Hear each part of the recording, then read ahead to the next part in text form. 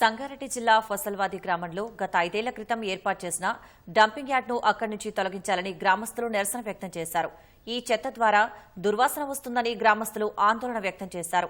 ఆ వ్యర్థ జలాలు వరి పొలాల్లోకి వెళ్లడం ద్వారా పంట నాశనమవుతుందని ఆరోపిస్తున్నారు.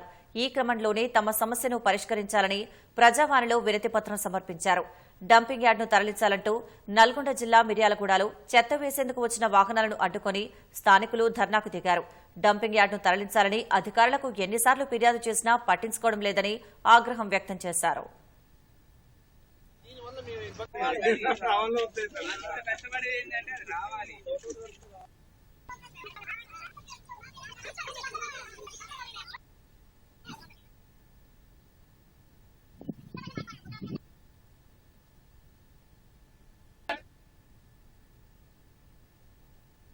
వర్షాకాలంలో వచ్చి ఆ వాటర్ అంతా మా పొలాలు మొత్తం పాడైపోయినాయి.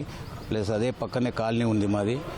నష్టపరిహారం కాకుండా ఇప్పుడు ఒక 60,000 నుంచి 40,000 హాస్పిటల్ కూడా పేమెంట్ చేసుకున్నాము ఆరోగ్యాలు క్షీణించి.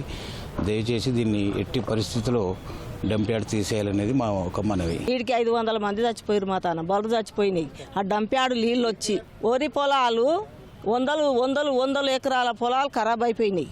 సుమారు 200 ఎకరాల వరి పంట నాశనమైంది. చేపల చెరువులో ఉన్నటువంటి చేపలన్నీ కూడా చనిపోవడం జరిగినాయి. వాటర్ కూడా అంతా పొల్యూట్ అయినాయి. బోరింగ్లకి వెళ్ళి వచ్చేటటువంటి నీళ్లు కూడా తాగే పరిస్థితి లేనటువంటి పరిస్థితుల ఉన్నది. కాబట్టి డంప్ యార్డ్ను మా దగ్గర నుంచి షిఫ్ట్ చేయాలని కులాలకు మతాలకు పార్టీలకు అతీతంగా సామూహికంగా సుమారు 1000 మంది కలెక్టర్ ఆఫీస్కి వచ్చినాం.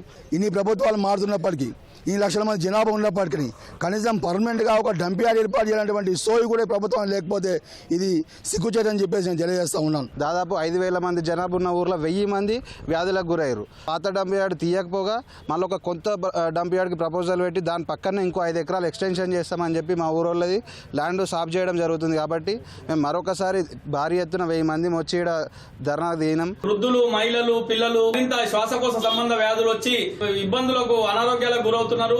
వీటిని తక్షణమే ఇక్కడ నుంచి తరలించాలని చెప్పి కోరుతా ఉన్నాం.